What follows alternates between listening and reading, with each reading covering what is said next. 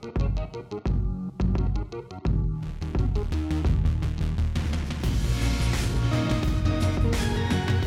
Nerfers, I'm Addy Thomas. Happy New Year. I am Ben Milton.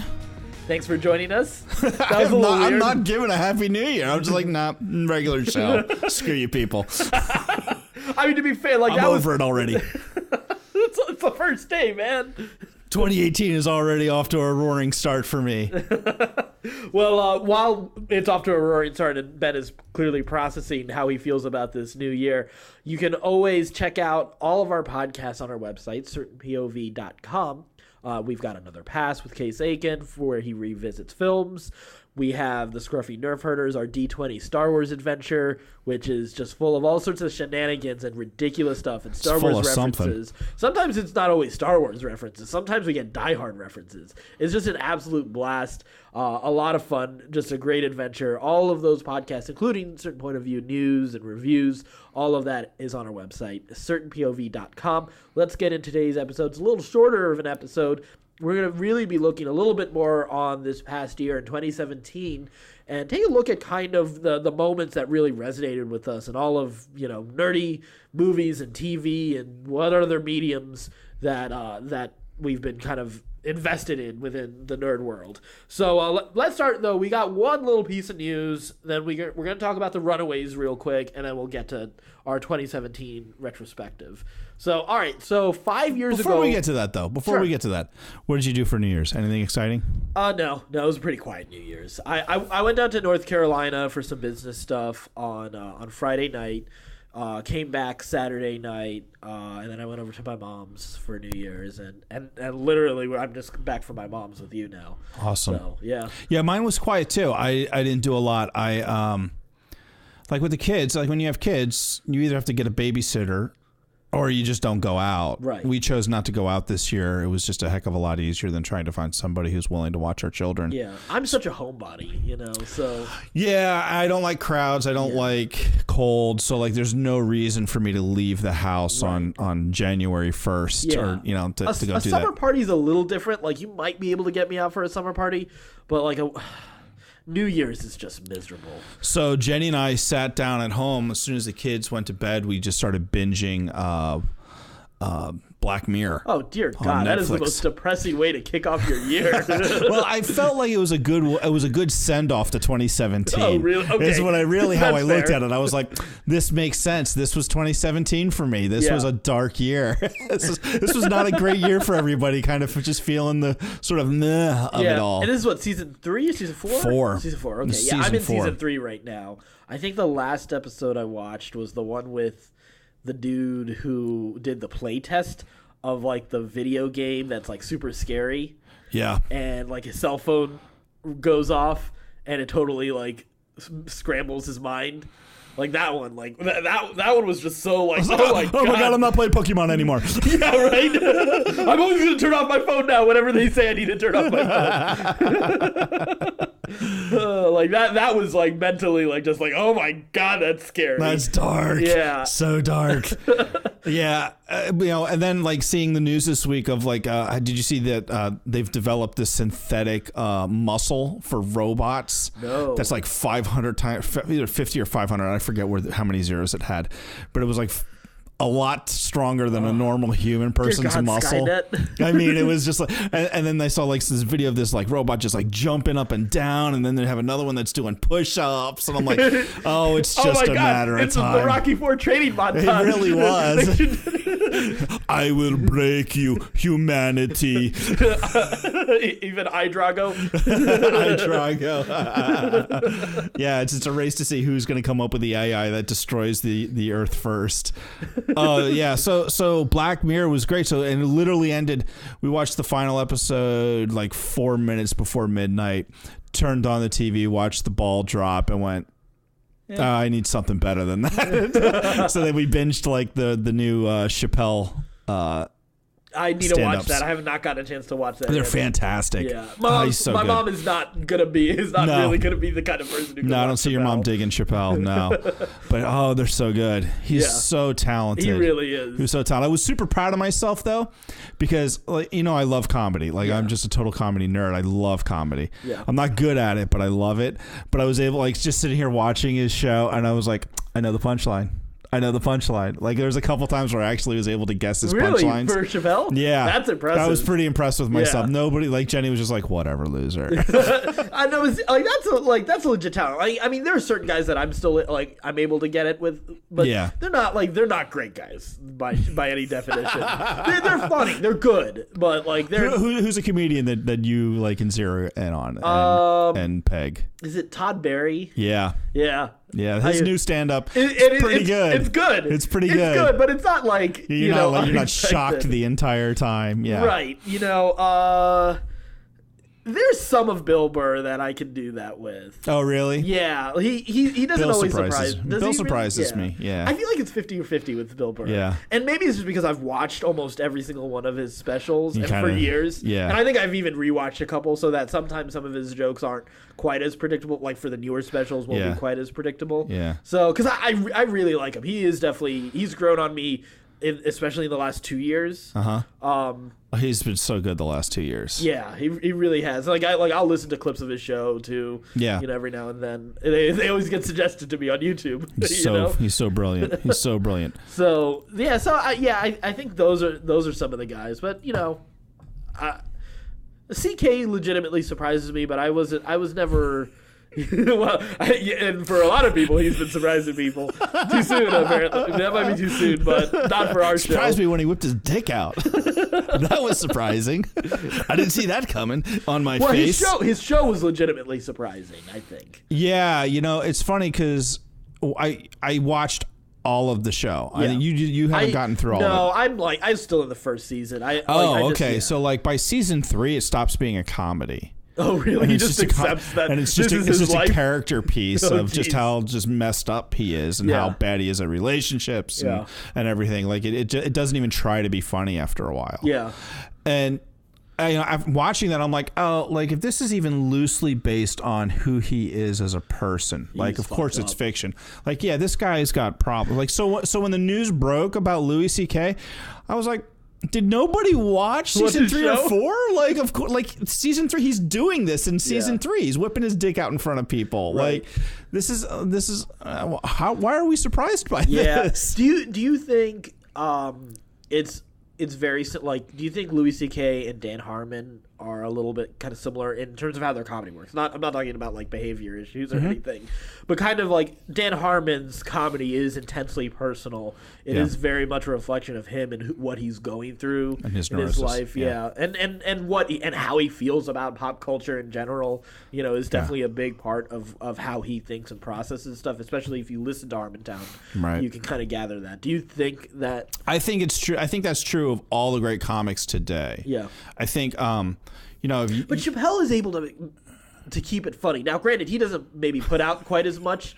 Louis stand-ups are great, though. That's true, but Louis stand-ups are great. You're talking about his show. He got to the point where it's not funny anymore, and Harmon took Community to a point where it wasn't quite as funny anymore. Now, I don't think. I think the show Louis, it's unfair to put Louis, the show, in that same category as a Community or a Chappelle show or something else like that. Okay. It was a comedy, but it really was a character piece. Okay. It's just they after a while they stopped trying to shoehorn the comedy into the character piece and just let it be a character piece. That's interesting. Is how I viewed it. Right. You're watching a show from a comedian by a comedian about a comedian. You assume that there's going to be comedy in it, and it was very funny. The first 2 seasons were pretty funny. Yeah.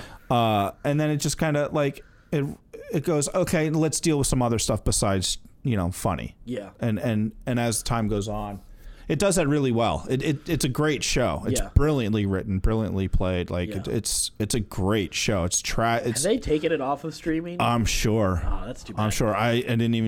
I didn't see Louis stand up on Netflix anymore. I feel like they would have had to have removed it at this point. Yeah, they've taken everything. Chappelle talks a lot about Louis. Has Cosby stuff been taken down too? The Cosby Show, like, yeah, I don't think the you Cosby can find Show's that. he's not the only mind behind the Cosby Show, right? Yeah, like, but it feels like that's a knock to even the others who are a part of that show. Well, it's certainly a knock to their wallets because they're not getting the royalties out of that any of those shows anymore. But yeah, that's a weird. We're in that place now where it's guilty by association. You'd rather not deal with it. Yeah. Just make it go away, pretend it didn't happen. Yeah. Quote unquote punish whoever it is that you're punishing. Yeah. That's It's tough because there's been the Cosby Show was great. Like Cosby's comedy albums are fucking genius. Bill Cosby himself is one of the most influential pieces of comedy in my entire life. I was watching, did you ever watch the documentary Comedian, the one with Seinfeld and then that other guy who didn't make it? Well, apparently now he's kind of coming back, but that really dented him. Yeah. Oh yeah. Well, yeah, it did not paint him in a particularly positive light. And I mean, if you're doing that stuff on camera, like you are a douchebag. Yeah. Yeah. But like there was, I always wanted to watch it, and they added it to Netflix a couple months ago. Yeah. Or a couple weeks ago, or something like that. And I finally got a chance to watch it, and there was Seinfeld hanging out with Cosby, and they were talking about like Cosby goes on for like 3-4 hours. Yeah. Like that's amazing. Yeah, like he's a legend. He's a legend. Yeah. Like not only is he a legend in the Rapist Hall of Fame, but he's a legend in comedy. I mean, the guy did stuff in comedy. Like he broke so many barriers. I mean, his shows were epically long, 2-3 hour shows, and he would just come out and just do bits, and they were great. Like, if you can, at this point, it's difficult to do, but if you can, put the part of Bill Cosby rapes out of your mind and just listen to his comedy for the sake of listening to the comedy aspect of it, he's brilliant. He's absolutely brilliant. Yeah. It's tragic. And it's tragic to see, Louis C.K. now lumped into that category too.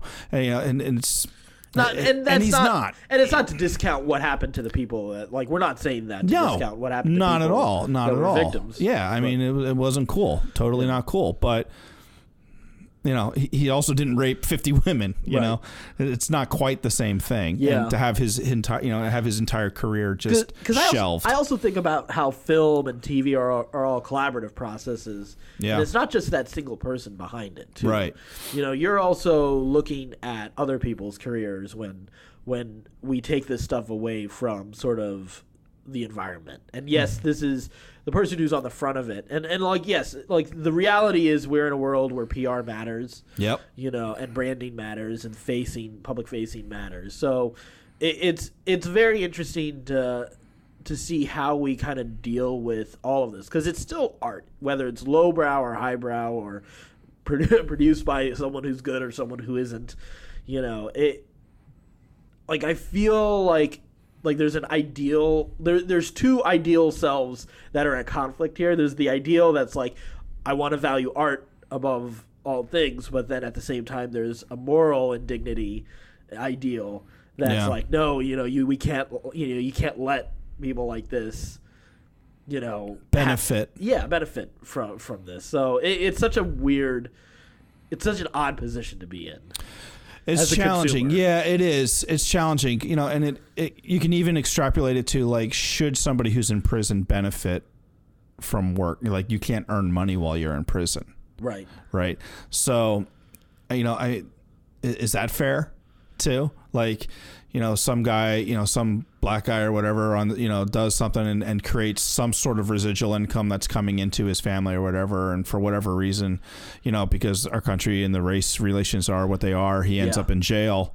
Now he doesn't benefit from that anymore. Right. Is that fair? Yeah, for a weed conviction. Yeah, right. For something innocuous. That's a perfect innocuous. example of something where Colorado's making hand over fist. Yeah, exactly. And people are in prison. Yeah, and they're just like, all right, thanks, buddy. Thanks for all that money. Yeah, sucker. So we live in a really complex moral time, and I don't have the answers for it by any stretch of the imagination. And I generally don't trust anybody who says they do have the answers. Right. I think that's a mistake too. I think it's far too complicated for anybody to just say, oh, hey, here it is. This is what we do. Because, for every act of good you do, you end up screwing somebody. Yeah. In this scenario, yeah. in these scenarios. So, we're doing good by, making it known that it's not okay to treat women this way. And I'm all for that. But at the same time, you're screwing everybody who's associated with those shows and those movies too, and screwing up their livelihood in the process. So there's bad being done for all the good that's being done too. Right. It's fucking complicated, man. Yeah, it's absolutely a mess. Well, 5 years ago, Walt Disney Pictures handed out $4.06 billion to buy Lucasfilm. Why does that, that is a lot of money. Yeah. But it kind of doesn't sound like a lot of money. No, it really doesn't. It's like, $4 billion? $4 billion, whatever. For Star Wars? Sure, of course. It makes sense. That's a steal. That's right. That's a steal. Well, because it only took 5 years for them to make it back. That's the big thing. So with Star Wars: The Last Jedi crossing the 934.2 million worldwide mark, I believe this was a couple days ago, it's been revealed that the deal is now finally paid for itself. Now, this is combining ticket sales of The Last Jedi, Rogue One, and The Force Awakens. So now this covers the cost of the acquisition, but that doesn't take into account the exhibitor cuts and the hundreds of millions spent to produce and market the film. But that also doesn't include all the extra money for, with revenue streams that are associated with that property and merchandising sales and theme park attractions. So... yeah, it's more than paid for it, I'm sure. Oh, I'm sure they're totally in the black by now. Yeah. I'm sure they're so in the black right now. I mean, Disney's got a good working model right now. Find good people to lead these franchises and equip them. Yeah, and if I'm George Lucas and you say, here's $4 billion, I go... am I going to argue? And no, give me 5. Yeah, $4 billion to no longer be yelled at by people who hate the prequels. Yes, please. Or the new movies, which are infinitely superior to the prequels. Oh my God, people, worst fans ever. God bless you, George. I don't blame you for walking away, man. Yeah, he did the right thing. He did the right thing. Yeah. He deserves it. He deserves to fully assume a new identity so he can make the films he's always wanted to make. He's got the money to do it. He doesn't even have to ask anybody.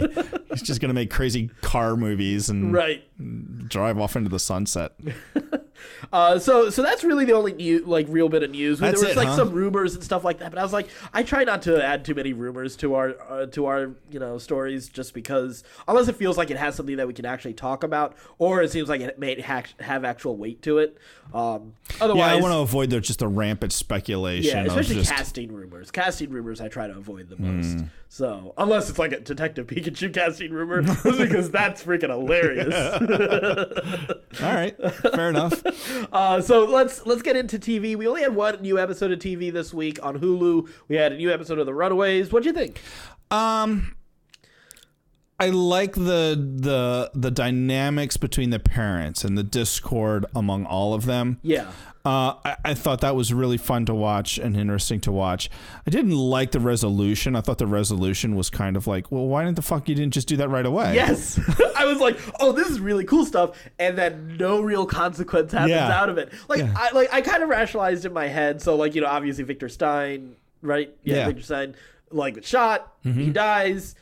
But then the creepy guy Jonah decides, all right, well, we'll take his body, we'll see what we can do with it, as opposed to before he's saying all right, we need a 1-to-1 sacrifice here, one of you guys got to die, here's the one that seems the most useless, and here's the person who was the one who shot him, so let's just go with that. This is flip a coin. And then you had all this back and forth between them, which was fun. That was really interesting.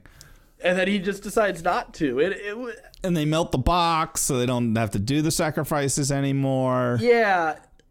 I don't know. It was such a strange that was a really strange way to resolve. It was such a non-resolving resolution of we could have just done this right away. It was very Dark Knight Rises, and there was a lot of buildup, and then no real consequence. Yeah, and apparently they had autopilot. Yeah, put into the box because. That's what happened. Other than I liked it. I liked the episode. I liked the character stuff that was done in the episode because it was a lot of really cool. Even the I don't remember the Asian couple's names, but the way they kind of came back together in that moment was actually a really kind of interesting thing to do there. And just the dynamics between everyone there. Yeah. And then to even take that conflict and kind of pass it on now to the kids as well, where the son is not like, he's like, all right, well, I'm not gonna screw this situation up because he wants his dad to live. Right. Like, I thought that was an interesting way to carry it over. Yeah. But for God's sake, they really do need to get them running away sooner rather than later. Yeah, I hope so. And I think it's gonna stem from whatever the young girl's name is with the super strength. Yeah. You know, she's on a what do you call it?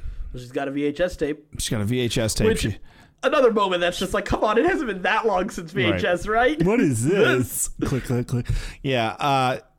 So she's got that. So I think like they're gonna now have information that they can actually use to. Yeah, we'll find forward. out what happened to her parents. I hope so. What's your theory on that? I think Jonah killed him. You think Jonah killed him, or do you think she killed him? No, Jonah killed him. Yeah. Jonah definitely killed him because everybody's afraid of Jonah. That's true. That is true. Yeah, I guess that makes more sense, right? Yeah. Yeah. Jonah definitely boxed him. Yeah. Yeah. Oh, it's like that show can be creepy at times for sure. Yeah. There's a lot of questionable decisions, morally ambiguous decisions being made by a lot of people, which is good. It's a fun show. I'm enjoying it. I'm enjoying it more than I thought I would. Yeah, as time goes on, it does help a little bit, but it is taking its time. As long as you're okay with it taking its time. Yeah, it's more like the walk away. All right, let's look back on 2017. Some of our favorite TV shows and moments. Ben, why don't you get it started? Like, we're gonna just kind of go free form with this. It's sort of like there's no rankings to this. There's just what were moments in movies and TV shows that you enjoyed, critically or like personally worked for you. Like, we'll just kind of talk about that. Let's start with one we both have watched. Yeah, Legion. Yes, Legion was really, really good. I think one of the more cerebral shows of the year. And while I can't say necessarily like the personal emotion was in this show, it didn't need it. It was just so good and so mind-bending and made you constantly question what was real and what wasn't. And holy crap, had one of the creepiest villains I've ever seen. Like, just like, I need to watch something else after I watch that. I can't go to bed directly after watching that show with flashes of the freaking the Fat Man. Yeah. Whew. That is a creepy fat man. Yeah, he is. That is not your Kris Kringle Fat Man. No. Yeah, that show is genius. Like the art direction, the colors, the use of music. Yeah. Just beautiful. Like costuming is so cool.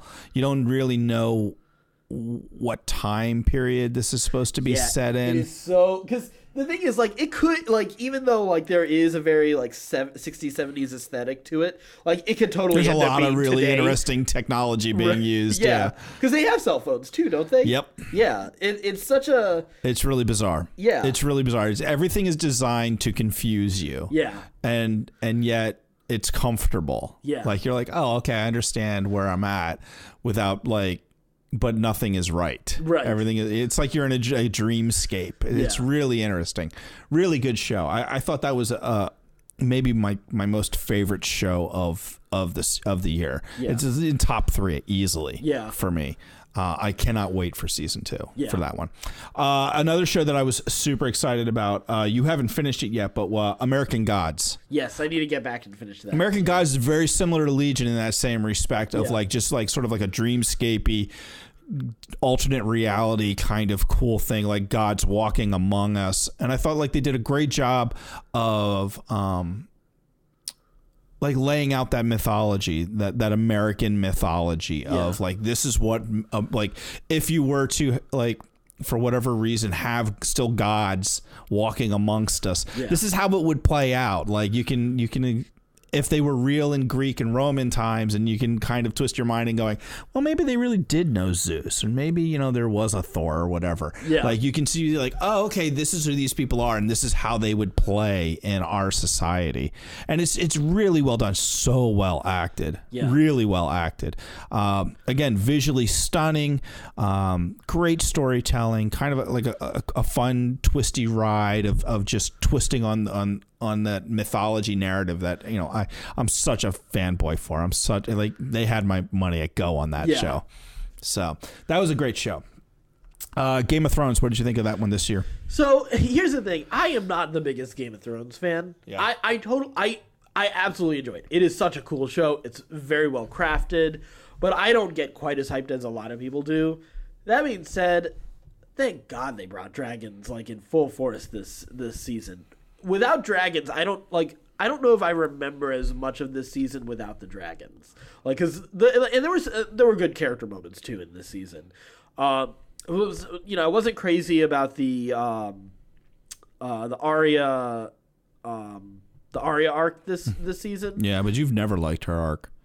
I liked it until she left for the Faceless Men. Yeah, and that's when it picked up for me. That's Oh, when really? Yeah. I'm a huge Faceless Men fan. And then don't get me wrong though. I love the way they kicked off the season with Arya. That and the way they ended last season. Right, that was amazing. Like that is easily one of the best moments for Arya in the entire series. And by the same token, her killing off Littlefinger was immensely satisfying. It was just they pulled I had forgotten that happened. Right? Oh wow, that is amazing. But they pulled that taffy a little bit on they forced the conflict between her and the sister, so her and Sansa, a little too long. Like you just felt like they were both stupid instead of feeling like they had legit character reasons to really dislike each other. But they would be manipulated by Littlefinger. Yeah, I know. For me though, the dragons were a big part of it. Yeah. Jaime's always amazing. Still upset they cut his hand off. Tormund making eyes at Brienne of Tarth, those moments are always amazing. Is he coming back? He's got to be alive. I mean, if they can get dragons up as quickly as they did, Tormund can still be alive. I still believe that he's still alive. The way people traveled in this season, he could already be back at the main capital. Right? He's probably at King's Landing now. Right now. With a Mai Tai. There were a lot of great little character moments again. I think that was one of the things was structurally the previous season had some major issues. Had a lot of pacing issues. Because of the way they were cutting between everyone's stories so often. Yeah. And this season, they were like, okay, let's focus on fewer arcs stories per episode. Yeah. So that helped it. So I think it was a little bit of course correction, but I haven't really been craving the next season of Game of Thrones as much as I thought I would right now. I'm ready for it to be over. Yeah. Is my feeling on it now, where I'm like, okay, let's just kind of I want to see how it wraps up. Yes. I'm there too, and I think this is not Game of Thrones' fault, but I still have that lost cautiousness. Yeah. Of okay, let's see how they end this. So let's hope they don't go just for an emotionally satisfying ending, but have some logic to it too. You know? Right.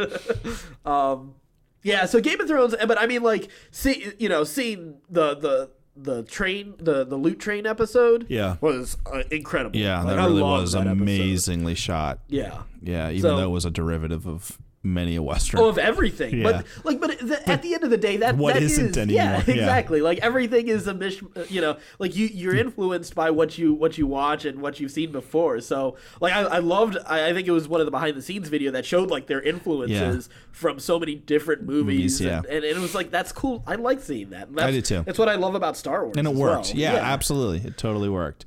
We got The Defenders this year too on Netflix. So it's well, before we get to The Defenders, yeah, let's talk about the not so great Iron Fist. We don't need to talk about Iron Fist. It was bad. There was a couple moments I liked because I love Iron Fist as a character, and they connected to certain moments in the comics. And that was the episode where he faces the different challengers, and he has Lei Kung's voice in his head. And Lei Kung is so cool, and that's where they were trying. They finally felt they were getting a little bit more into the kung fu and fun of the character instead of the whiny, the whiny pampered kid part of it, which is it is part of his character. And here's the thing: they leaned heavily on it. They did, and that is a flaw in the character and in when you're telling this story of the character. But that's why the supporting cast for an Iron Fist story is so important. Colleen Wing did a lot of the heavy lifting, and she's still one of the things that I really do enjoy about that series, and I'm glad that came through. But that's also why Luke Cage is so important to an Iron Fist story, or your villains. Anybody else, yeah. And compelling villains also. They didn't have compelling villains, to be perfectly honest. Yeah. And I think that's usually what makes for a better Iron Fist story, because that is the nature of the character. I can't pretend that, he doesn't have stories like that. It's just they make up for it with the supporting cast and better villains and better plot. And this wasn't it. Yes, and hopefully with a new but showrunner. It did lead into a great Defenders. It did, which I thought was really amazing. The moment that stands out for me, though, is that boardroom fight scene. It's still my favorite. You like that? That's still my favorite scene with Run the Jewels playing. Yeah. That's still my favorite scene in the movie. The series. My biggest problem with the boardroom scene is it looks like there's nothing in that building. It's just like this empty building. There's nothing on the walls. It's just like, and we're just going to wreck this place, so don't bother putting anything up, okay? And I'm like, all right, cool. We'll just hang some drywall and paint it if that's all right. Yeah, put a table and some chairs. That's it. Yeah. It was. When they were going into different rooms. Yeah, it's the most emptiest, unlived-in building I've ever seen. It's crazy. And I can't not see that for whatever reason when I watch that scene.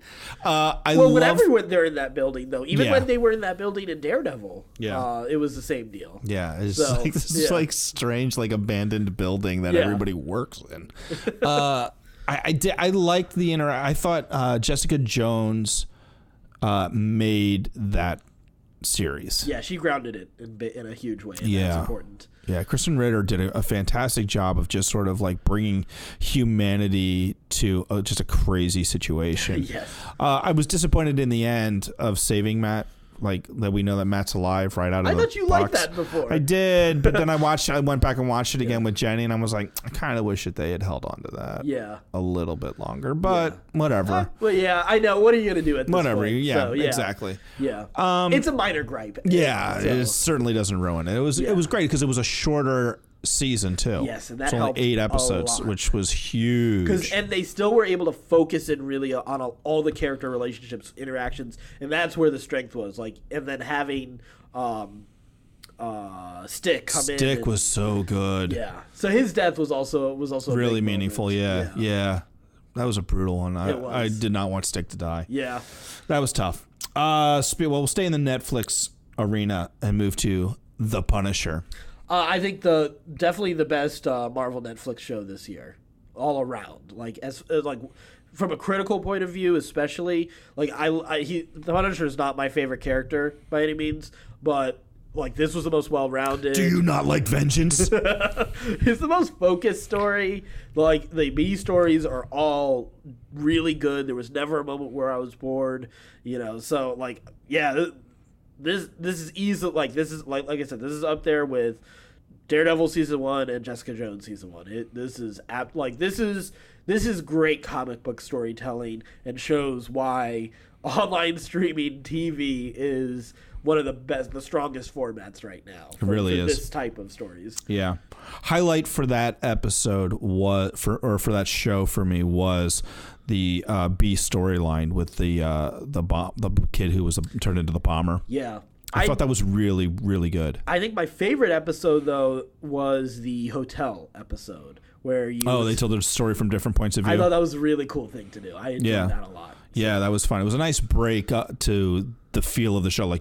By then you were and I'm like, okay, this is what the show is. And then they're like, oh, no. Nope, we're gonna mess it up. we're gonna twist it around on you. And it needed it. It was just the right time for it. It did. It was, it would just breathe a little fresh air into it, which was needed. It was good. I agree. I think that was the easiest Netflix show for me to watch, binge. It was it just went right through it like butter. I loved it. Even the gratuitous violence, which I can get a little squeamish about. I was just like, I'm all right with they did just the right amount to make it a Punisher story without making it a silly Punisher story. Right. I enjoyed that too. They turned it on right when they needed it. When they needed it. Yeah, they didn't just rely on it. The Tick, we had The Tick on Amazon. I thought that was fun. I'm looking forward to the next half of it. I know that they was a weird place to break it, but it was also a pretty cool reveal. Yeah. Too. So yeah. I'm looking forward to it. I was surprised how much I enjoyed it. I did not enjoy it as much as I liked the original Patrick Warburton. There's something about Patrick Warburton though as the Tick, which was so good. This Tick is a little different. What's his face is Batmanuel. Like this is a very different version of the Tick. It is not trying to be. This is not trying to be a remake of that. No, not at all. Not at all. Which is great. I'm actually relieved of that. Yeah. I didn't want a remake. Yeah. If you weren't going to have the same cast, then don't try to do the same thing. Or just go back and rewatch those episodes if you want. Yeah, exactly. And they're great. I love those. And I love the comic book. So, but this is different. This is a little more adult. It's a little more grown up, a little more serious, sort of. Yeah. It's still tongue in cheek, ridiculous, but like kind of like playing much like the Tick did then, like playing the comic book mythos of its time, like dealing with like, okay, vengeance and darker characters and darker heroes and anti-heroes and stuff like that. So it's good. I'm enjoying it. I'm looking forward to see where they go. If you haven't seen it, check it out. We just talked about Runaways. What do we have anything else to add about that? I don't think we have anything to add. It's a good show. It's the OC of Marvel. Yeah. I don't love it. Yeah. I'm a bigger fan of the next show on the list, The Gifted. The Gifted. I love Matt Nix. I was excited when I heard Matt Nix was the showrunner for an X-Men type show and a mutant show, and this has been satisfying from episode 1. I feel it's got enough balance of sort of that blockbuster action adventure fun, but still serious enough. The guy did Burn Notice and The Good Guys, which are two of my favorite shows. I don't have any real complaints with this show. No, I don't think they've made any major missteps at all so far in this show. It's been fun. Yeah. Like even the choice of mutants and their power sets and stuff like that have been really cool and fun to watch. Crashing. I threw this in because I'm a nerd for comedy, and we both love Pete Holmes. We do love Pete Holmes. I thought it was okay. I didn't love it. Yeah, like it started off really interesting. In the middle, it was like it gets a little slow in the middle. It picks up again at the end. Yeah, the end of the season is really fun. Yeah, that wedding is great. Yeah, the wedding. That's exactly what I was thinking. The wedding baptism. Yeah, it was. It was fun.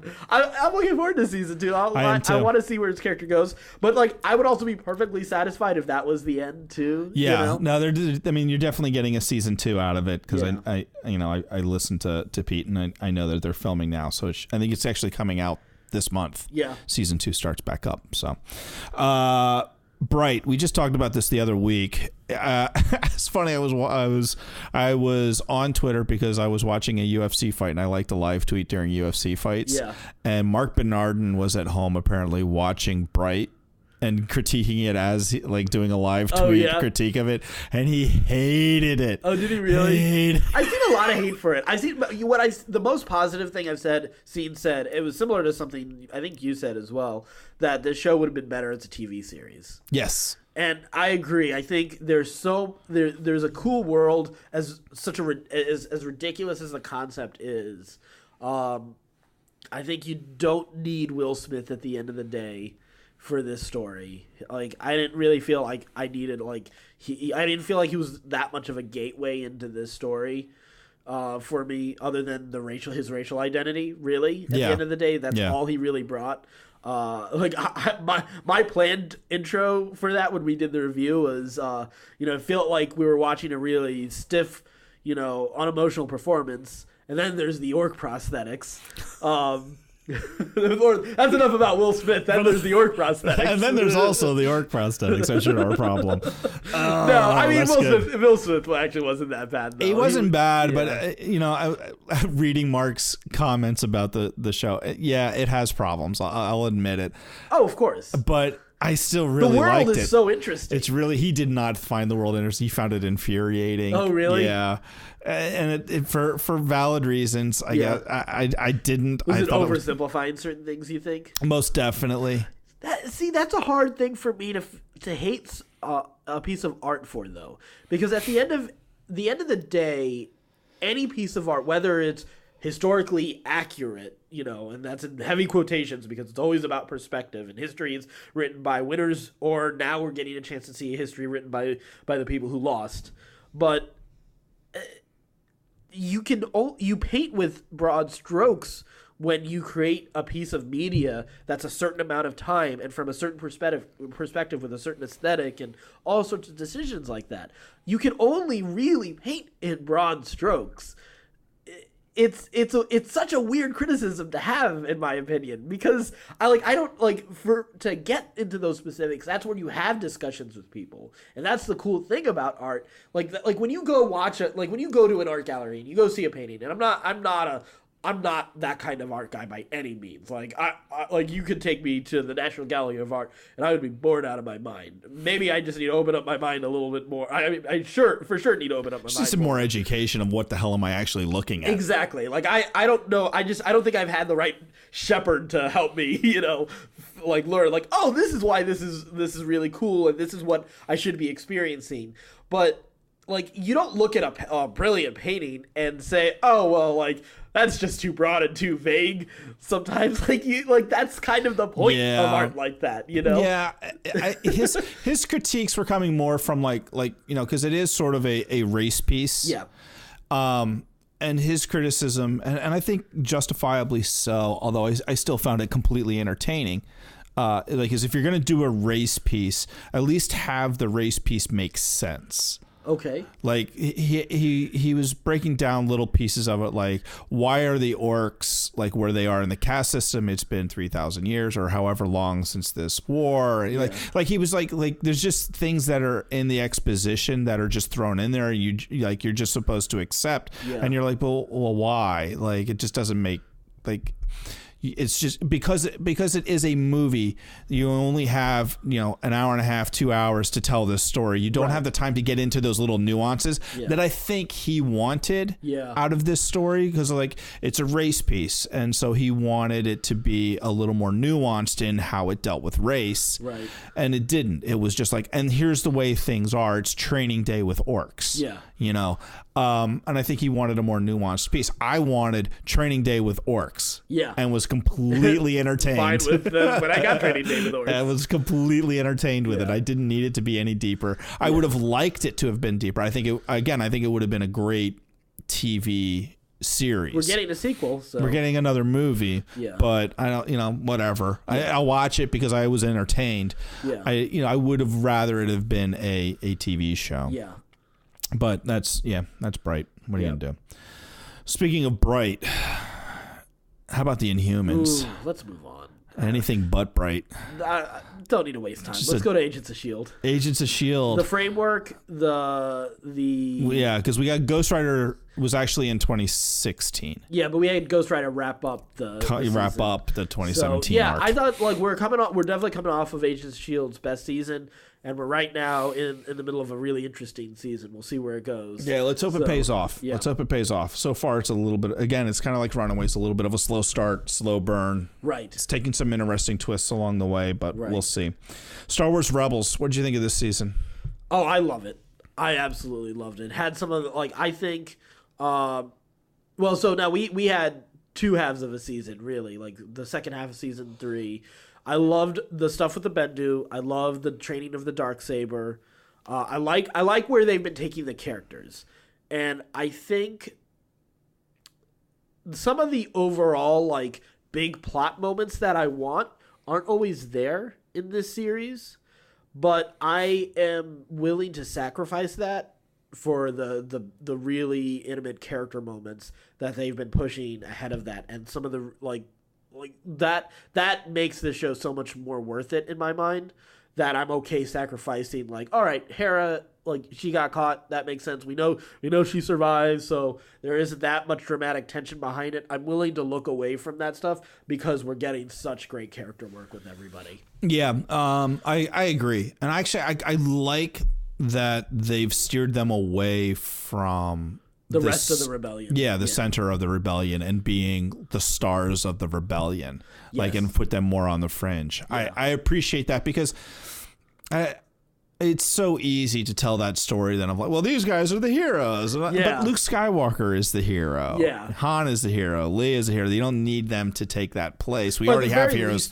at that time. Right, and fracturing the rebellion has been the best result of what they've done with this. Yeah. The way Rogue One affects this is cool. Seeing Saw Gerrera was really awesome. So I'm excited about this is again where TV is really good, is getting a little bit more into that, like delving deeper into these details, stories and into the detail and getting a better idea of the world that's being built. So I'm excited about that. Like I've just foregone the expectation of that kind of like a movie that's gonna do a lot of that, and I'm okay with that. And whether I know the Snoke theorists and the Rey's parents theorists weren't happy about those kind of decisions, but TV has exactly has got great character the place work for that, yeah, and that's where you can do stuff like with those characters and comics too. Like in fact, I'm gonna throw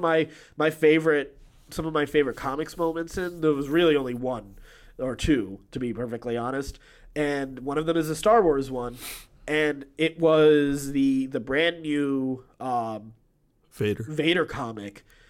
And it can't redeem what was done. That the Darth Vader no in Revenge of the Sith can never truly be redeemed, but they found some good in it. Well played, sir. Well played. And they turned it actually into a pretty cool, badass moment that really sets up the Palpatine and Vader relationship in such a cool way, sets Vader on such an interesting journey, turns such a faceless villain into one of the most emotionally interesting villains. Kylo Ren is definitely a little bit different from that in the movies. We're getting a little bit more of an emotionally interesting a character. In that he has reasons to do the things that he does. Right, besides, he's the bad guy. Yeah, like Vader, as badass as Vader is, and he's my favorite villain in movies. Period. But he's pretty faceless. He's pretty one-dimensional. Until you find out he's a human, and then he becomes a hero. In the last moment, but again, he had to become a hero to become interesting, become a little bit more complex. Yeah. So, but this is taking his villain's journey, his villain story, and taking it in some really interesting directions. We're getting some really cool stuff with how the last surviving Jedi after the purge of Order 66, him going and building his lightsaber, the moment when he pours all of his pain and suffering and turns that crystal red through his own pain is it's just amazing. Some of the just amazing Star Wars moments. I go back and sometimes reread these issues already, and I'm absolutely loving it. It's very easy to criticize Disney Star Wars for them, at the moment up until Last Jedi, they've been kind of staying safe and in the bounds of all right, these are characters we know and love, let's stick with them for a little bit, guys. It really works right now with Vader, and I know there's a lot of Rogue One, we got some extra Vader. I know there's plans for the first VR big story that they're doing is going to be about Vader. And I'm so much more excited for that now after reading this comic, because this is the second great Vader comic series. Yeah. And that's amazing. It really is. We're lucky. We're super lucky. Gonna stick with comics for a second before we go into this, because it's actually the comic for this series. Okay, go ahead. Yes. Walking Dead, the last issue I read, absolutely amazing issue. Wraps up. It looks like it wraps up Negan's story, most likely. But it is such a cool way to. It was such a cool character moment for that character.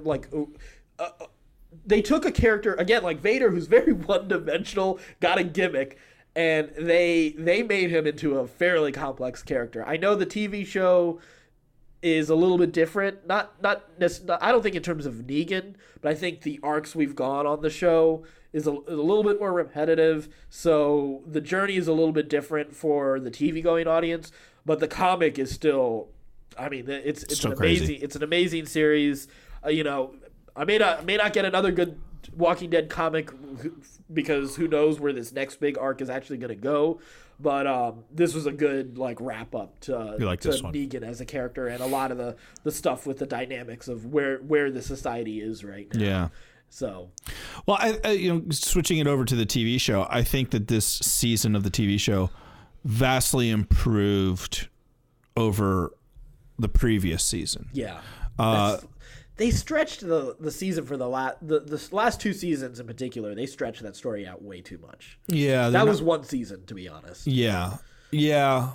Probably should have been, or they should have put some more interesting things in there to make some things happen. Right. It just felt like a lot of and I've complained about this with this show before, where it's like you have an action show, then you have a setup show, then you have an action show, then a setup show. Right. And it just felt like all setup shows. Yeah, it felt like a lot of setup shows before you got to any kind of resolution. Yeah. Whereas they got back to that in this season. In fact, every episode seemed to have something going on that was pretty exciting, which is great. Like for an all-out war storyline, I expect things to be happening. I don't expect to all right, and now let's talk about it for a day. And here's the conference table episode. Yeah, if I wanted that, I'd watch season 1 of Iron Fist again. It's been good. I still don't love this show like I used to. Yeah, I still find it fairly repetitive and predictable, and there's not a lot of characters I still find interesting. Yeah. Killing Carl off was an interesting choice. It is. I am legitimately interested to see where the TV show goes without Carl. In comparison to the comic. I mean, not necessarily that they're gonna tread new ground in the show compared to the comic. I can see that, in a time jump, let's say they make a much more drastic time jump than they do in the comic. All of a sudden, Judith is the new Carl, right? Just makes sense. Just with depth perception. They don't have to do that. They don't have to pay for the CG of his stupid eye.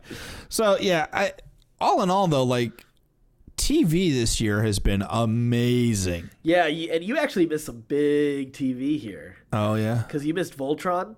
Oh, I forgot about Voltron. You missed actually probably the two, in my mind, actually 2 moments on TV that are actually better than anything else listed here. All right, go ahead. There's one episode in particular. Both of these are animation. And I could add a Big third Mouth? season. I need to watch more Big Mouth, but I've enjoyed what I've watched. Oh, it's so good. But easily one of the best episodes was BoJack Horseman this year. Oh God, yeah. Because I was going through nerd stuff, and right. But I did feel crashing. The mother's memories, piecing it together. That episode might be one of the best episodes of animated TV ever. That's at least a top 10. It is. It is. And then Rick and Morty season 3. Oh God, across the board. It's fantastic. It was absolutely fantastic because it was a great. It you know what it did? It was really interesting as far as. I think the Last Jedi has been really telling about the identity of fanboys. Yeah. I think season 3 of really Rick and Morty did the same Just thing. Really nailed it. Yeah, because here's your expectations and here's the middle finger, boys. But some people, but I think what's interesting is it's done in a way where it doesn't enrage the fanboys, but it makes you tell okay, what kind of fanboys are you? Mm-hmm. Are you the guys who are going to get pissed off about Szechuan sauce? Or are you sensible? Yeah. Yeah. Or what is your interpretation of who Rick is? Is Rick a hero to you, or is Rick the villain? Or is he an amalgamation, or is he more complicated than that? Right. Where everything good that he does has some bad in it, and everything bad he does has good reasons for. Exactly. So I think that is so telling. It's funny. I was at Kohl's for a moment because my brother needed to buy shoes because he forgot them at home. His dress shoes. Okay. When we were in North Carolina. Oh, okay. I was why didn't you just go home? Yeah, I realized I forgot the setup to that. So I went over to the nerd shirts for a moment. And I saw there was a couple of Rick and Morty shirts that looked kind of cool, and I saw a Pickle Rick shirt, and I was like, I love Pickle Rick, but I don't think I could ever wear a Pickle Rick shirt, just because I knowing the point of that episode. It's just like that is such an unhealthy thing to like just put on like to wear. Like Be like, oh yeah, I'm I'm completely avoidant of any kind of meaningful relationship in my life. To the point that I'm willing to change the fundamental being of who I am. Yes. And as badass as Pickle Rick is. Pickle Rick is a badass, but he's an avoidant motherfucker. But it tells like it's just I think like BoJack and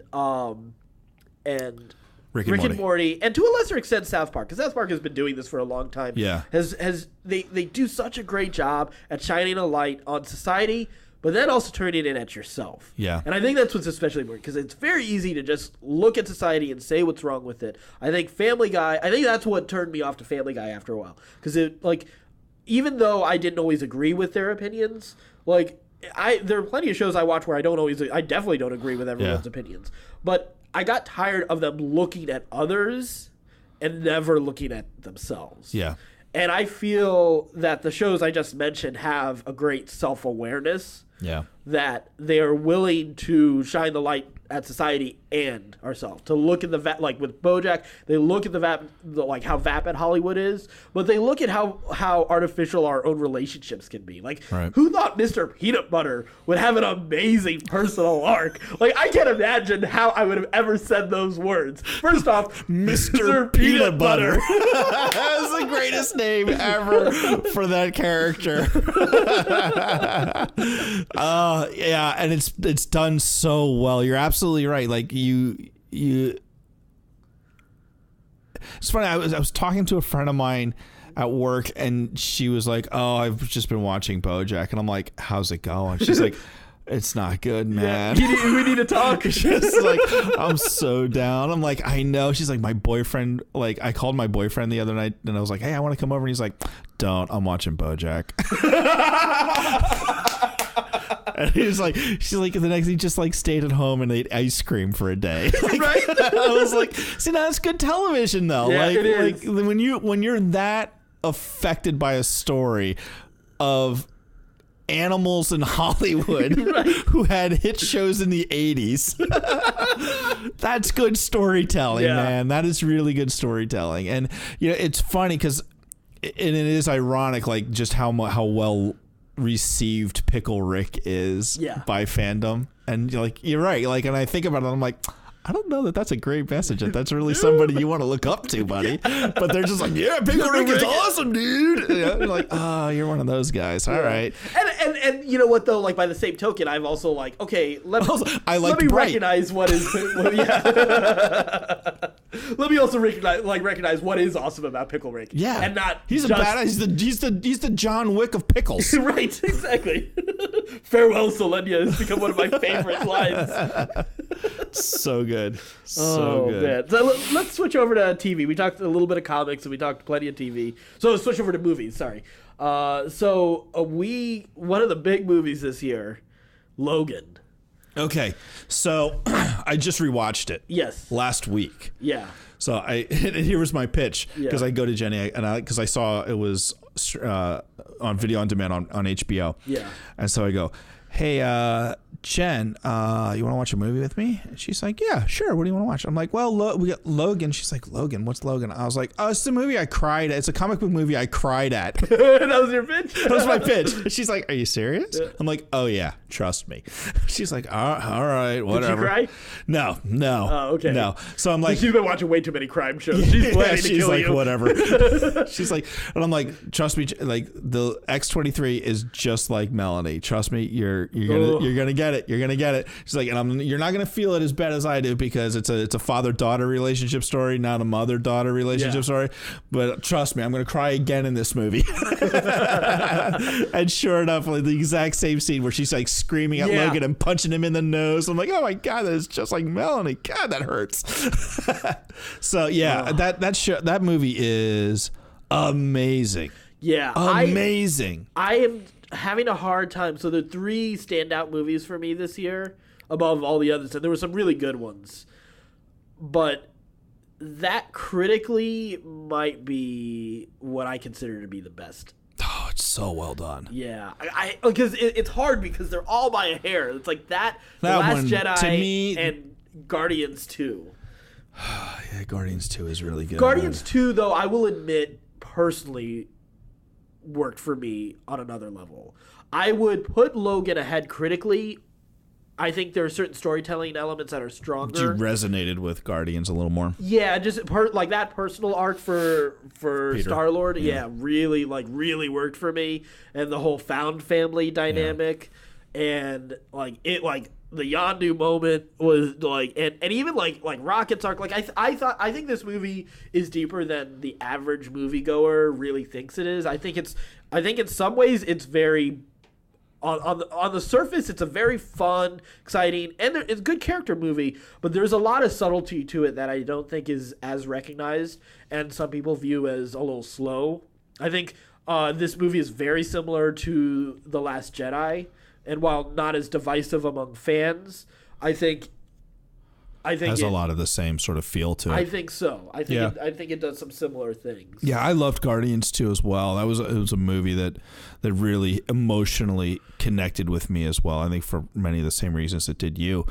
And that's super rewatchable too. It is. It's super rewatchable. It really is. Whereas Logan, like, I've watched it a couple times. But I don't want to watch it a lot. Well, because Guardians is inherently more fun. Yeah. So there's nothing fun.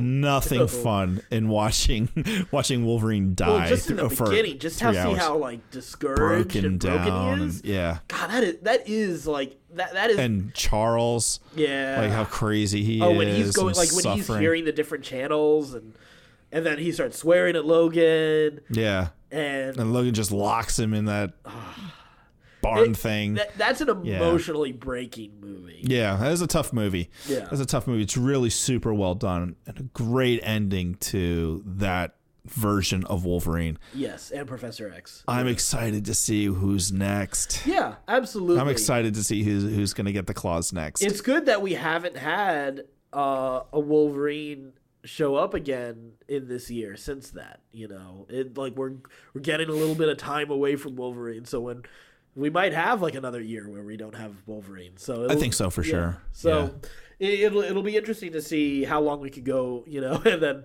before we get the new Wolverine, the new hot thing. Yeah. So, but right now that was a great note to go out on. It was well done.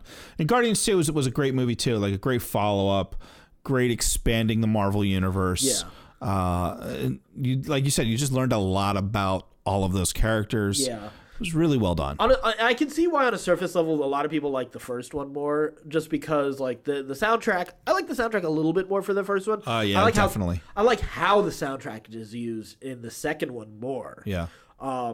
But yeah, like the selection in the first one is just so much fun. Good, yeah. Yeah, and so refreshing.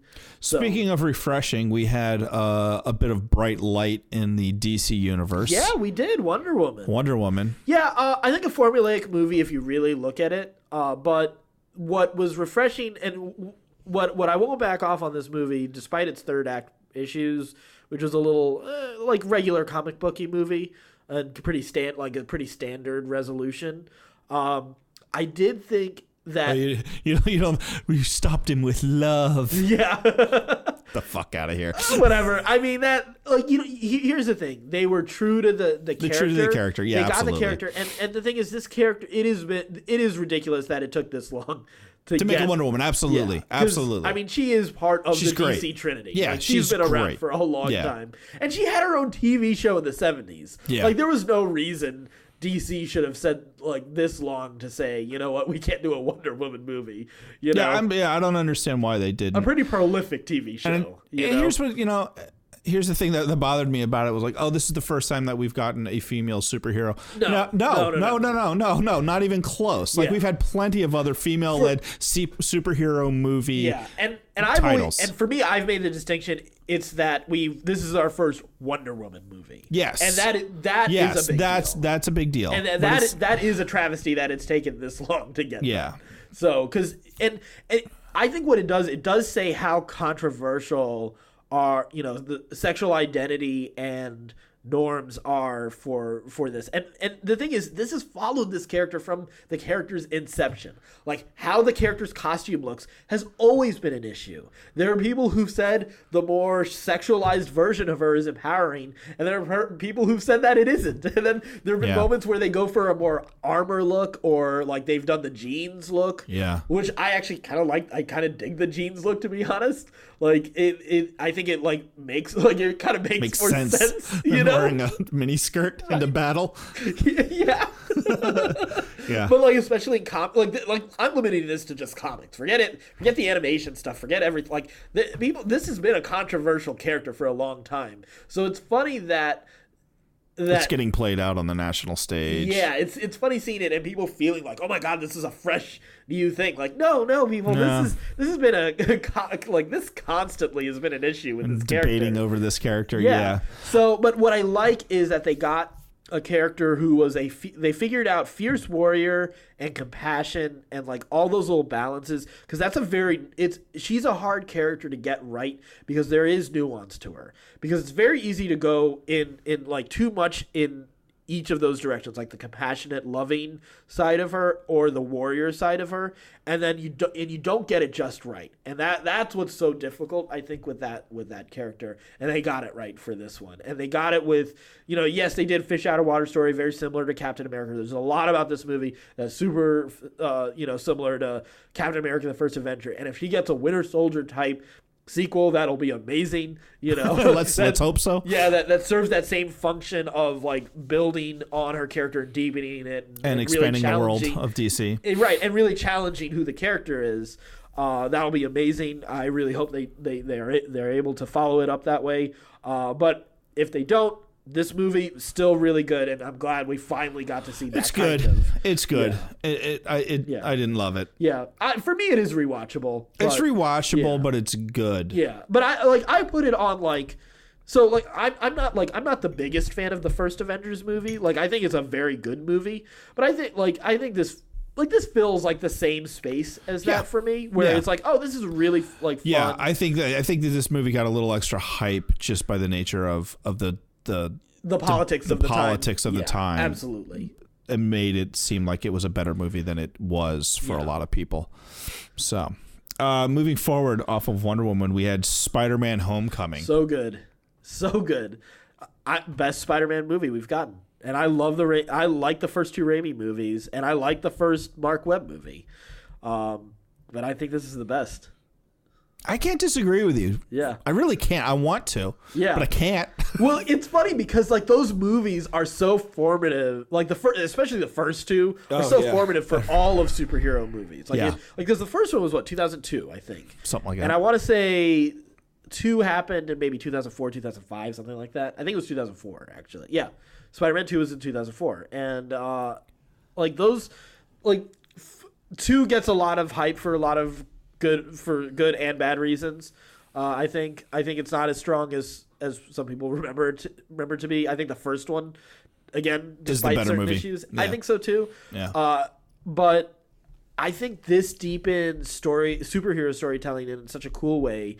It's a different, very scaled down story, but such a personally interesting story. It knows, like, this is like there's a lot of talk from Marvel about how each movie is in a different genre, and sometimes that's true, and sometimes it's not.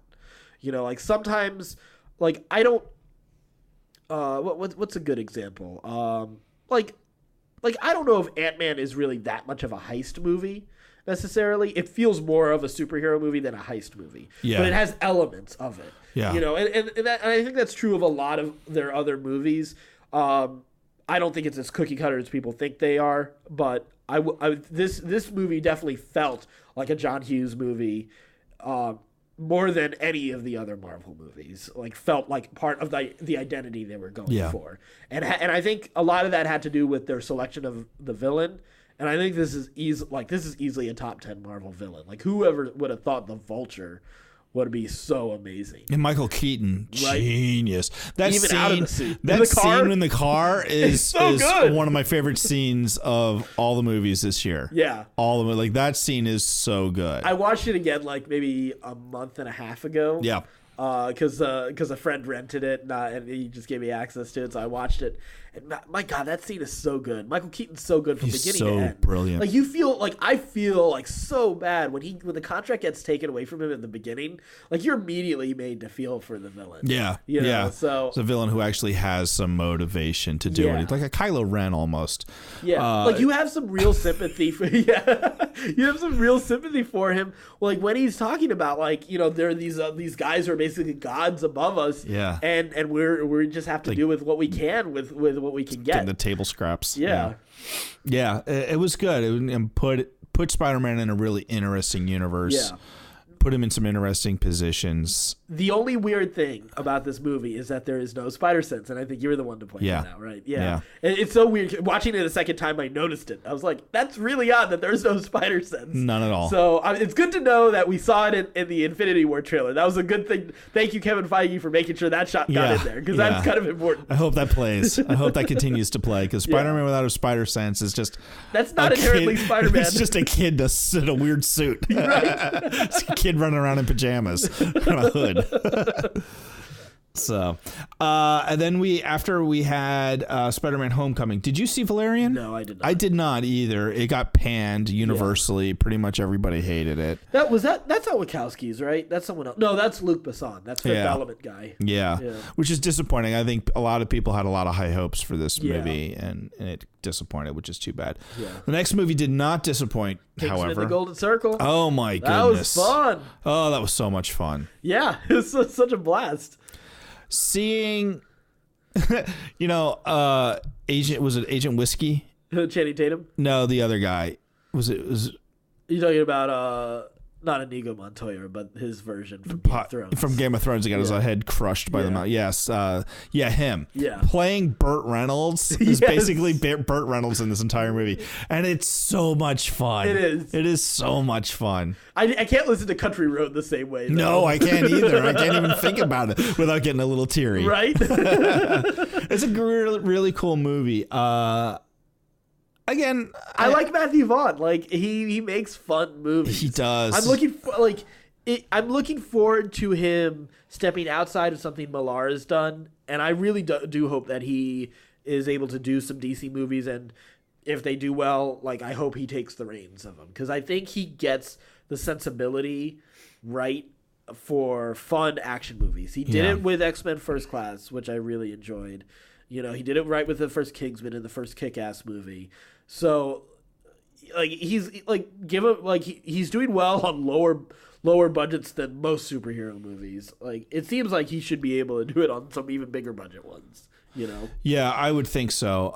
And I would be totally okay with them turning the universe over to him. I mean, I think he's proven, for all the reasons you said, visually his action sequences are stunning. Yeah. They're so much fun. They're so kinetic, and you're right in the middle of the action, but not in a way like you are with Transformers, Michael Bay, where you're just chaos on screen, and you're not I'm not sure what's happening. I'm just so overloaded visually. Right. Like he has very the ability. Clear. Yeah. Very simple and kinetic in the way he uses the camera and frames his shots that make it really engaging, that you're not confused about what's going on, but you're right in the middle of the action at the same time. It's really, he's super talented. He is. Super talented. Yeah, you missed one movie though before we move on to the final movie, 3 movies, big movies of the year.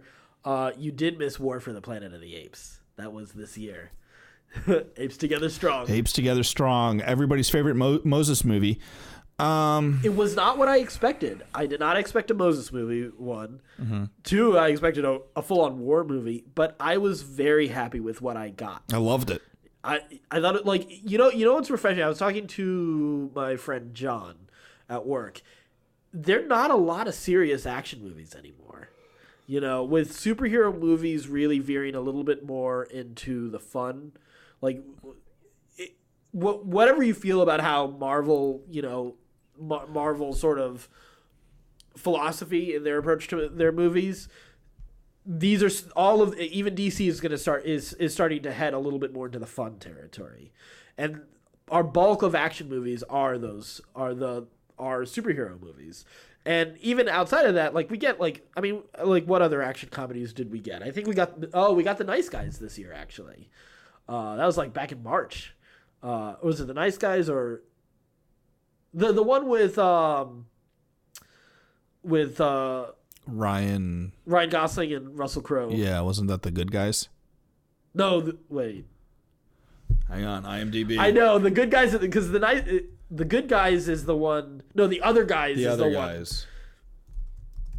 Yeah, the Other Guys is Will Ferrell and Mark Wahlberg.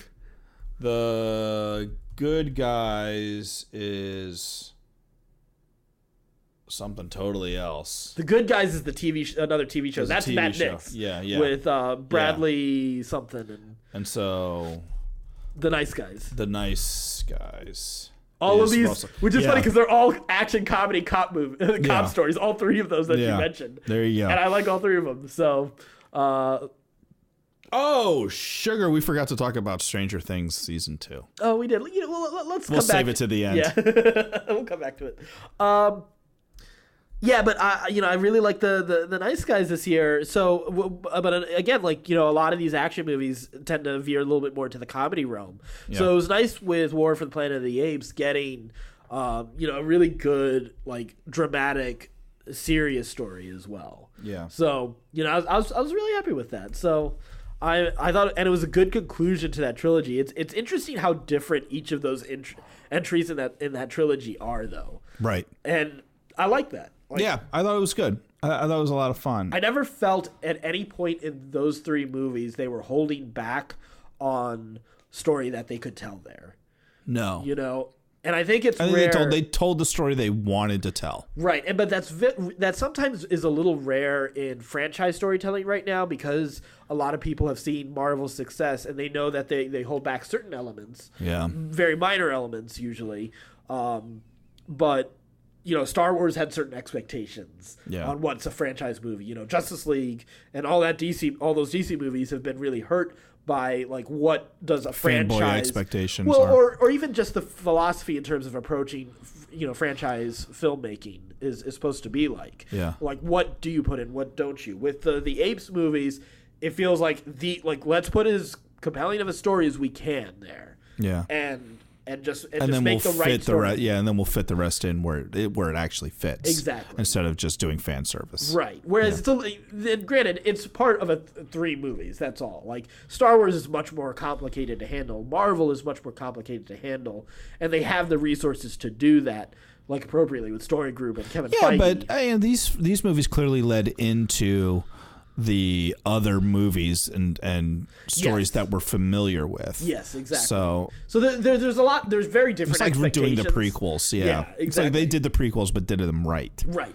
Yeah. So moving into some more of that Marvel territory, Thor Ragnarok and roll. Yeah, loved it. As Guardians of the Galaxy. It was fun. I mean, and it was some really good character work too with beginning a very interesting arc with Hulk. Yeah. And wrapping up some really good stuff with Thor. So I'm excited. Made Thor interesting. My God, that holy is crap. Impressive. That's an achievement right there. Yeah, for me to go, hey, I can't wait to see a Thor movie. It's right? Pretty impressive. Yeah. Like, I'm a Marvel fanboy, admittedly. Like, you throw Marvel on the screen, I'm going to go see it. Right.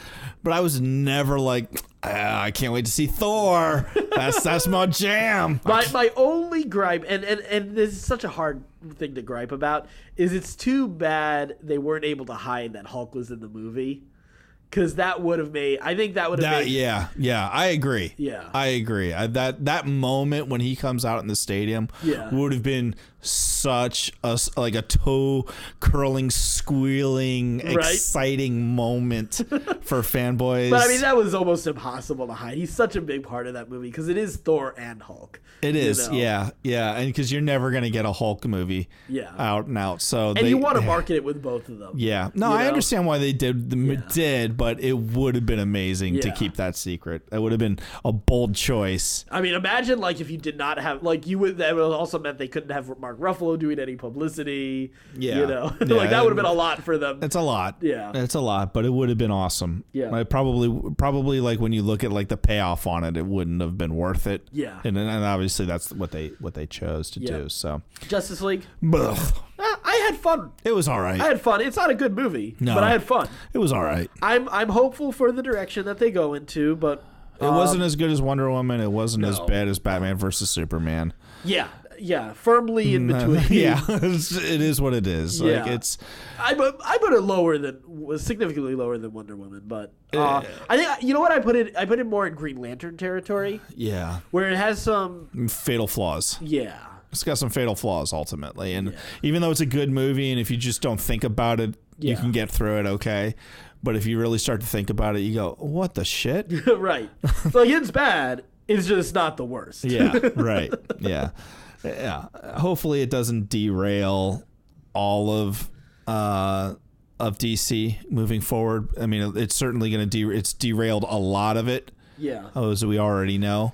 I'm okay with it derailing some of it as long as they start telling some good stories. Yeah, you know, if you got if it's I feel like they're on the right track. Yeah, that one just suffered from not being able to course correct. Soon enough. Well, I mean, clearly there's some issues with Warner Brothers, considering that their CEOs wanted to run forward with that movie as fast as they did. So they can get the cash grab out of it as jackasses. That is a serious problem. And here's the issue, and this is sort of my same diagnosis as sort of the Browns and the Redskins. It comes from good ownership.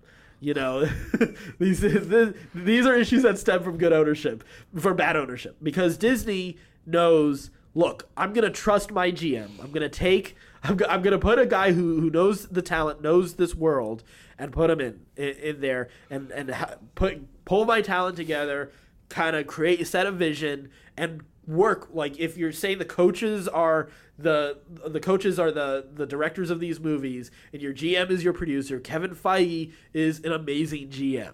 Okay. Yes, he is. Yes, he is. And they have not found their GM. No. Or at the very least, the ownership is not equipping their GMs the way that they should. Yeah. And, you know, like in sports, you know, the Browns and the Redskins sure as hell don't help themselves with that. Nope. You know, and which is why I'm like, as I'll keep on cheering for the Redskins, but I don't expect them to ever win a Super Bowl until Dan Snyder has died and passed the franchise on to somebody else. So probably won't see it in my lifetime. He'll find a way to live on past me. Wow, that's depressing. Wow. All right. Well, Star Wars: The Last Jedi was out. That was pretty amazing. Right? That was pretty awesome. It's a divisive film with people. I don't. Yeah. I don't. If you didn't like it, you didn't like it. I think you maybe, even if you didn't like it now, I think that when time comes, when you see the end of this arc, that you may look back on this movie and realize there were things you didn't appreciate about it. I think that's my opinion. I think that, or I think you're gonna get to the end of this new trilogy and realize you really weren't on board for any more Star Wars movies, and you really just want to stay in the original trilogy and just leave that as your Star Wars. I think so too. I think there's a lot. I think that is true of a lot of people, and like I think I'm guilty of overreacting to the prequels. It's funny, like even with like I was having an interesting discussion with two other people, and what you know, prequels are bad. I'm not pretending that by any means, but I have definitely softened on a lot of things I hated in the prequels. Yeah. I've kind of like come to terms with like, okay, like let me sort of fit this in my head canon. Well, you know, Clone Wars really helped that.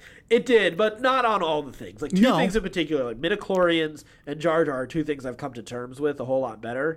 Because I just realized Jar Jar is not for me, and it never was meant for me. Right. So that's fine. Like when I now see people who grew like not like I was much older than them. I was only like a couple years older than them, but already at the point where Jar Jar was not going to be my cup of tea by any means. But there were kids who watched those movies, and Jar Jar was the shit. Their cup of tea. Yeah, he was their Ewoks. Exactly. So like I'm not going to begrudge them for that. You know, if that was their into Star Wars, thank God they're more Star Wars fans. You know, and well, yes and no. But you know what? Have you been on the internet lately? You know where I feel more hopeful about is when I watch interviews with John Boyega on that. Yeah, because he's one of those guys who grew up with the original trilogy. He doesn't hate Jar Jar, but he looked back. It's like, okay, those movies aren't critically that great, but it hit an impulse for me that I was like, oh my god, like this is really cool. This is a really cool world. And then he did go see the originals, and he appreciates the originals more now. And like, I think sometimes there's certain things that it's a maturity thing for some of us, and realizing that there's certain things that resonate with people in a different way. Like you watch, I think Pixar movies are probably the perfect example of this, because think about all the stuff that goes over kids' heads in a Pixar movie. Right. And you go back and watch those, like, when you're older. Like, for me, like, Toy Story is that way. Like, I go back, and I watch Toy Story now, and when I realize Buzz Lightyear is making a joke about Marie Antoinette not having a head when he's drunk, like, that is so much funnier now. And I had no idea about that. Or when Aladdin is, like, getting ridiculed by the horse because he doesn't have any money. Yes, exactly. Like, all that kind of stuff. Like, I mean, like, I think there's that's great writing. No matter, like, I don't care if you think The Last Jedi was poorly written for some reason. It didn't scratch your itch. You were looking for something else maybe, but I think The Last Jedi is great. I think, you know, the prequels were not, but you know what? Not every entry is going to be a winner. No, and So. yeah, and I understand. I'm understanding sort of why people feel the way they do negatively about this movie. I don't agree with their assessment. Yeah. Generally, I mean, it's not a perfect movie, and you know, that's fine. It doesn't have to be. None of these movies that we've listed so far are. Yes, like you can nitpick any single single one of these movies. I think Logan's the closest to perfect that we got here. and it has some moments where I'm like, what? Right. But the movie is so good. Like, it's such a good Star Wars movie. My hope is, though, and you know, like I've said, like we're probably gonna have, you know, we're definitely gonna revisit this movie multiple times over the years. That's just what we do. First off, because we're Star Wars fans, whether we were doing this podcast or not, we would be. Yeah, we'd be arguing about it with somebody. Yeah. It's just fortunate that we do on a recording. But I do hope that overall the community can move past the discussion of whether this is a good movie or not and get into the themes. Yeah. Delve into the meat that was Right. presented to us. There was I've only seen one thread like that so far. You were in that one of those threads. Yeah. In one of our geek groups. And I can't tell you how happy I was to see that people were talking about those topics. Yeah. Like, you know, you were talking about Bright earlier and how broad, like, the strokes of art are. Like, that's the thing. Like, if we're not, like, you know, we our last episode we talked into, like, we got to some pretty dark place with us talking about what we're contributing and what we're doing on this podcast and sort of the noise that are we adding to it? Are we adding something meaningful to the conversation? And I think the thing is, my hope is that The Last Jedi becomes that for people, that it is something meaningful for people. Yeah. Right now it is for you and me for sure, but I want that discussion to get past just like, well, I liked it, I didn't like it. Yeah. Because you can get a lot of meaning out of things you don't like. Yeah, I want to get past the discussion of whether or not the gravity with bombers works in space or not, or why weren't people already doing the jumps to hyperspace to destroy fleets before, and get to, like, the idea, like, the deconstruction of the hero that we got of heroes, right? The ideas of leadership, the ideas of failure, the ideas of mentorship, and being a master. Like, all those are such great. There's such great material to talk about in those movies. It is great grist in the middle, yeah. Yeah, beyond just the whether or not this was a good movie or even a good Star Wars movie. Like, let's get to some really interesting. Yeah, let's actually get to the point. Because to me, that was what was my lasting appeal of the original trilogy, and even how the prequels play into it are the ideas of destiny versus freedom of choice. That, to me, that's one of the big issues at the heart of Star Wars, and I think that adds to this discussion in a really cool way. And I'm excited to see what that means for Episode 9 and what that means in the animation world of Star Wars and what that means in the comics world of Star Wars. And I couldn't be more excited about more Star Wars content. Yeah, bring it on, bring it on. I mean, we're getting Solo here in a couple months, and it's going to be amazing. Yeah, I'm not as crazy about that movie just because of some of the drama that's happened on set.